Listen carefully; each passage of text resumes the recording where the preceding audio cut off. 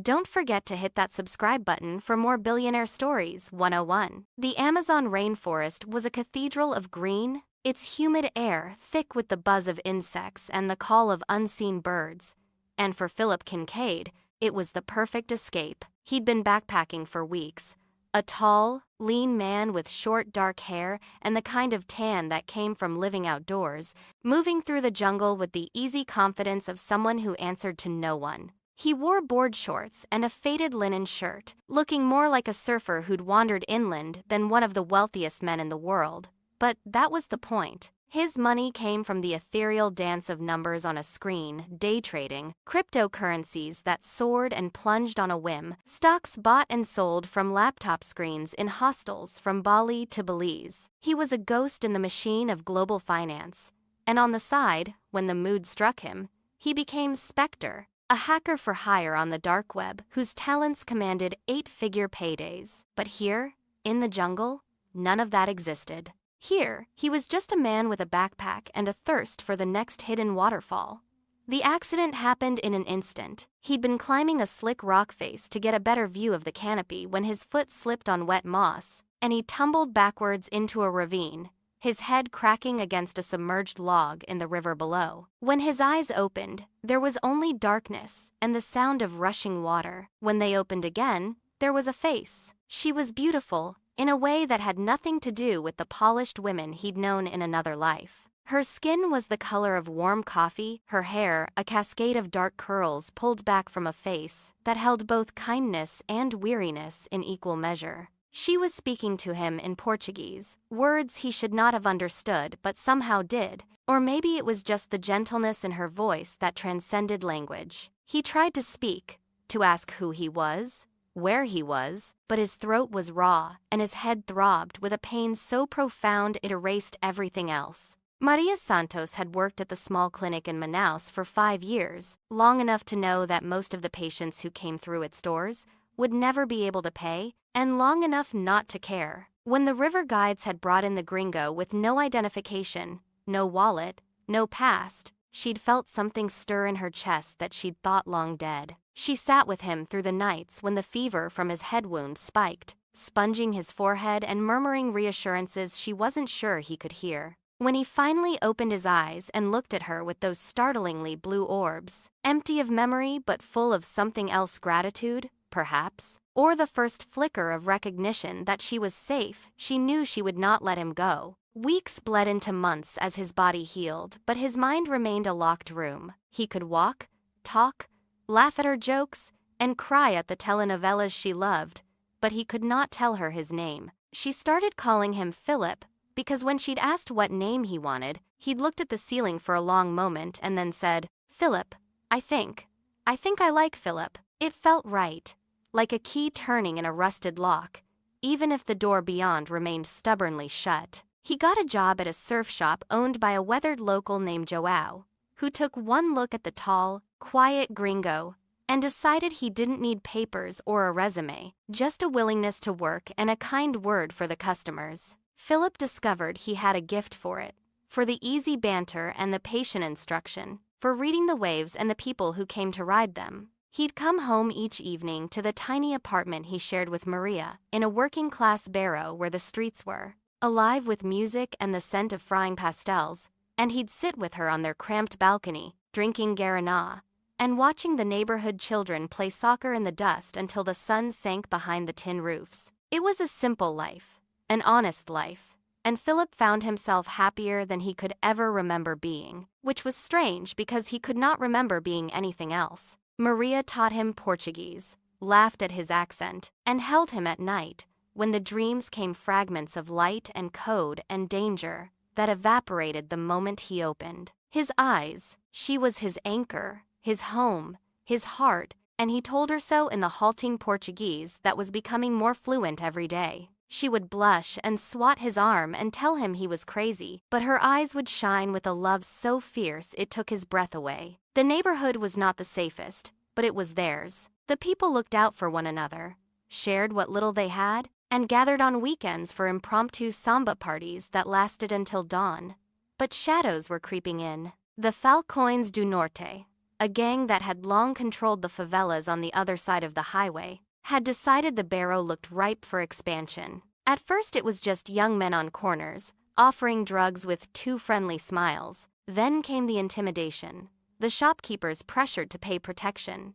The women harassed on their way home from work. The neighborhood pushed back. Donna Isabella, a grandmother of 82 with a spine of steel, chased dealers away with her broom. Shopkeepers formed a watch. The tension built like static electricity before a storm. Philip was walking home from the surf shop on the night it finally broke. He heard the commotion from 2 blocks away, shouting, "Glass breaking," the primal roar of an angry crowd. He started to run. When he rounded the corner into their street, he saw chaos. Residents with sticks and stones faced off against gang members with machetes and guns. In the middle of it all, old So Jorge, the baker who always gave Philip an extra roll, had been knocked to the ground, and a young thug was raising a club to finish the job. Philip didn't think. He just moved. He grabbed the thug's arm, shoved him away, and pulled So Jorge to his feet. For a moment, the crowd parted and he saw Maria at the edge of the melee, her face white with terror,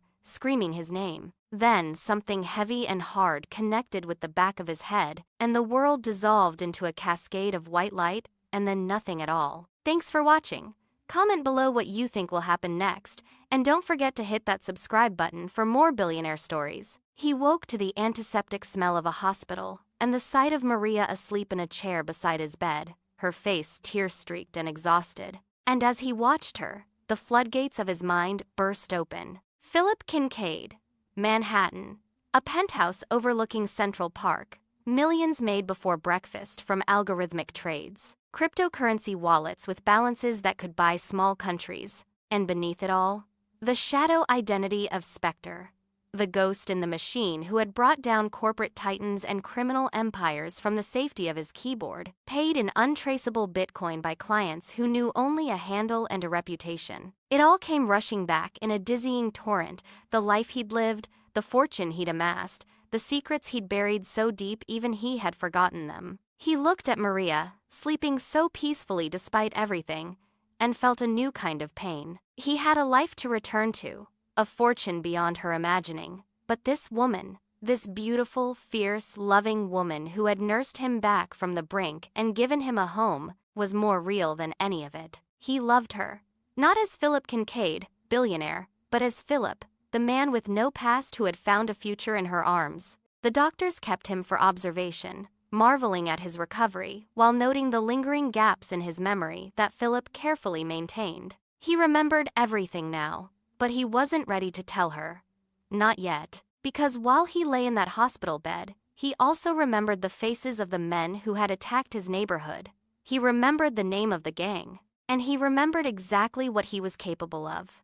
The Falcões do Norte had made a fatal error. They had threatened his world, the only one that mattered, the one he had built with Maria from nothing. And Philip Kincaid, the man who had made his fortune reading patterns and predicting outcomes, knew that the only way to protect that world was to destroy theirs completely. From their tiny apartment while Maria was at work, he built his arsenal. A new laptop, powerful and untraceable. Satellite uplinks that bounced signals through 3 continents. And then he went to work. He found their bank accounts and drained them, funneling the money into untraceable charities that just happened to operate in the barrow. He found their front businesses, a car wash, a construction company, and exposed their money laundering to the Federal Revenue Service. He found the families of the gang leaders and sent them anonymous messages revealing their husbands' infidelities, their hidden apartments, their secret lives, watching with grim satisfaction as the chaos rippled outward. But he saved his best work for Marco Ventura, the kingpin, known as the Viper, who had evaded justice for decades, through a web of corruption that reached from the local police precinct to the city council chamber. Ventura thought he was untouchable. He had no idea he was dealing with Spectre. Philip found the encrypted ledgers, the offshore accounts, the recorded conversations that linked Ventura to the politicians who protected him. He found the evidence for unsolved murders, journalists who had asked too many questions, rivals who had gotten too close, and he packaged it all with meticulous care. Then, on a single night, he released it to the federal police, Interpol, and every major news outlet in Brazil simultaneously. The takedown was spectacular. Ventura was arrested at his mistress's apartment, his face broadcast worldwide as federal agents led him away in handcuffs. The corrupt police chief resigned in disgrace. The city councilman was indicted on racketeering charges. Stash houses were raided, their locations anonymously texted to rival gangs who stripped them bare before the police arrived. The Falcões do Norte crumbled like a sandcastle in a rising tide, their power base obliterated not by guns or violence, but by information. And through it all, Phillip sat in their tiny apartment, watching the news coverage with Maria curled beside him, her eyes wide with wonder at the downfall of the men who had terrorized their home. She never suspected. How could she? He was just Phillip, the man from the surf shop, the gentle soul who held her at night and made her coffee in the morning. He was exactly who he had always been, and that was the most beautiful lie he had ever told. A month later, when the dust had settled and the barrow was peaceful again, he sat her down on their balcony and told her the truth. Well, most of it. He told her about Philip Kincaid, about the fortune made from stocks and crypto, about the penthouse, and the life he had forgotten. He told her he remembered everything now, and that everything he had, everything he was, he wanted to share with her. He did not tell her about Spectre. That ghost, he had decided, would be laid to rest forever. Maria listened in silence, her hand over her mouth, her dark eyes searching his face for the man she loved. When he finished, she reached out and took his hand. "I fell in love with a man who had nothing," she whispered. "Not a name, not a past, not a single reel to his name. I loved him then, and I love him now. If this is your life, it is my life too." She smiled, a tear tracing a path down her cheek. "But I have to admit, a little financial stability sounds nice." He laughed, pulling her into a hug so tight he thought he might never let go. The next day, they packed their meager belongings and flew north. The penthouse in Miami was everything their apartment in Manaus was not: spacious, gleaming, perched on the top floor of a new building with views of the Atlantic that went on forever. The building had a rooftop infinity pool, a state-of-the-art gym, a concierge who knew their names and their preferences. Phillip, true to his nature, wore board shorts and linen shirts, looking like a surfer who had accidentally wandered into the lap of luxury. He set up a home office where he spent his mornings watching the markets, making quiet trades that multiplied their wealth without calling attention to himself. He took Maria to the best restaurants, bought her a small, elegant car, and watched with quiet joy as the constant tension of poverty faded from her shoulders. Maria thrived. She enrolled in a nursing program to get her American certification, filling their penthouse with textbooks and study guides. She made friends in the building, organized community events, and filled their home with the warmth and laughter that had first drawn him to her. She never asked too many questions about the downfall of the Falcões, though sometimes, late at night, she would look at him with a curious expression that he chose not to acknowledge. Some questions, she understood, were better left unasked. On a perfect Sunday afternoon, they sat on their private terrace, the ocean a sheet of turquoise below them, and the Miami skyline glittering in the distance. Phillip nursed a coconut. Maria was curled beside him with a textbook open on her lap, though she wasn't reading it.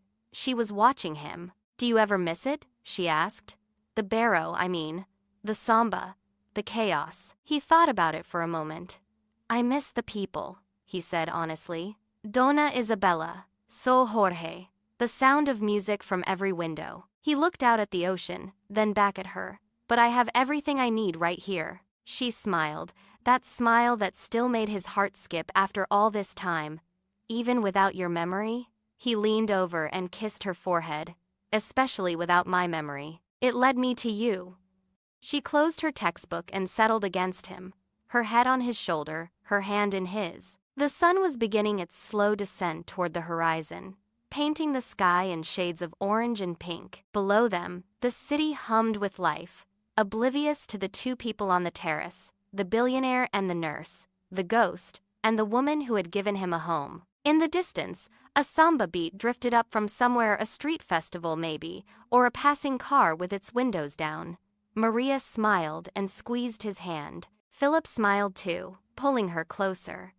The past was a closed book. The future, like the ocean before them, was wide open. And for the first time in either of his lives, Philip Kincaid knew exactly who he was.